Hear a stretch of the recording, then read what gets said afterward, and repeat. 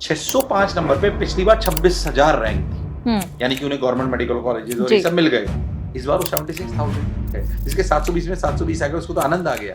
पर जो बच्चा डॉक्टर बनने से वंचित हो गया, सोचिए इसके 510 से 720 नंबर हो गए, 510 पे उसे कोई गवर्नमेंट कॉलेज नहीं मिलने वाला था और आज उसका नाम 1 रैंक पर है। वो क्यों बोले?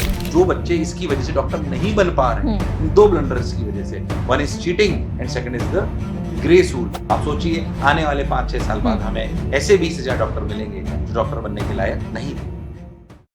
नीट को लेकर तमाम विवाद आप देख रहे हैं, तमाम सवाल जो खड़े हो रहे हैं वो आप सुन रहे हैं और तफसील से हमने आपको बताने की कोशिश भी की कि आखिर विवाद क्या है, क्यों ग्रेस मार्क्स को लेकर विवाद इतना हो रहा है, क्यों एनटीए को कटघरे में खड़ा किया जा रहा है। एनटीए का जवाब भी आपने सुना। इस सब पर बातचीत करने के लिए हमारे साथ एनवी सर हैं। एनवी सर, बहुत बहुत स्वागत है न्यूज़ तक पर।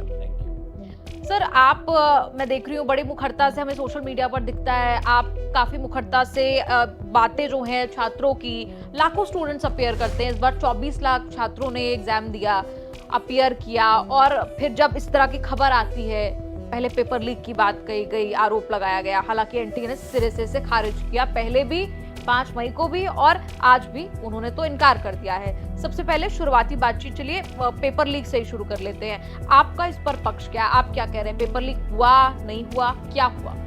मैं पिछले 20 वर्ष से शिक्षाविद हूँ और शिक्षा कार्य कर रहा हूँ और मैं खुद ने भी कोटा से तैयारी करी, मैं खुद भी IIT ग्रेजुएटेड हूँ, तो मैं काफ़ी श्योर हूँ कि चीटिंग हुई है। पेपर लीक हुआ था, पेपर लीक हुआ नहीं हुआ, पर चीटिंग तो हुई है और काफ़ी अच्छे बड़े स्तर पर हुई है। इसके 2 पुख्ता सबूत मैं आपको देता हूँ जो आपको शायद बात समझ में आए। 2023 में बच्चों की संख्या जिन्होंने एग्जामिनेशन दी वो 20,50,000 के आसपास, इस बार जो दी वो 24 लाख, 2.5 लाख बच्चे बढ़े। कोई संख्या बल बढ़ा पर इतना नहीं बढ़ा। पेपर का स्तर लगभग वैसा ही था। आप किसी भी पता करेंगे बच्चों से, शिक्षाविदों से, किसी से भी, तो जो पेपर का स्तर था वो बिल्कुल लगभग वैसा ही था। अब जब पेपर का स्तर वैसा ही था, संख्या कोई बहुत ज्यादा नहीं बढ़ी है। 605 नंबर पे पिछली बार 26,000 रैंक थी, यानी कि उन्हें गवर्नमेंट मेडिकल कॉलेजेस और ये सब मिल गए। इस बार वो 76,000।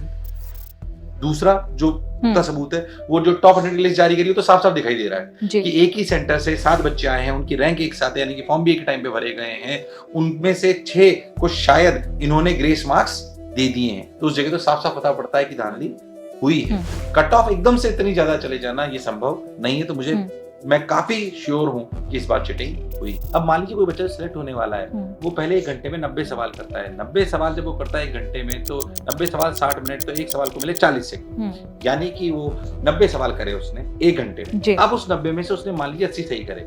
सिलेक्ट होने वाले बच्चे अमूमन ऐसा करते हैं। अब अगर इस बच्चे का आखिरी का आधा घंटा टाइम लैप्स हो गया, तो एनटी ने क्या कहा, आखिरी के आधे घंटे में रियलिटी में बच्चा मात्र 10-15 सवाल करता है। क्यों करता है? वो भी वो जो उसको टफ लगते हैं अमूमन।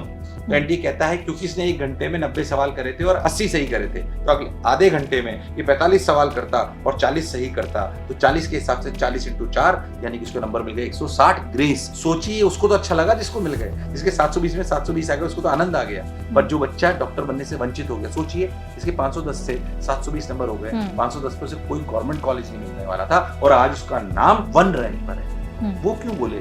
पर जो बच्चे इसकी वजह से डॉक्टर नहीं बन पा रहे हैं, इन 2 ब्लंडर्स की वजह से, one is cheating and second is the grace rule, इन दोनों की वजह से जो डॉक्टर नहीं बन पा रहे हैं, सोचिए उनकी मनस्थिति अभी क्या होगी। और मेरा व्यक्तिगत मत है, इस बार कम से भी कम 20,000 बच्चे ऐसे हैं जो इन दोनों ब्लंडर की वजह से डॉक्टर बन सकते थे और उनकी जगह सीट कोई और ले रहा है।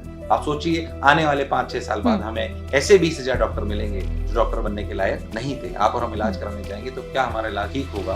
ये स्वास्थ्य व्यवस्था के लिए भी ठीक नहीं। सुप्रीम कोर्ट आप गए, क्या हुआ? याचिका देने आप गए, दाखिल हुई याचिका?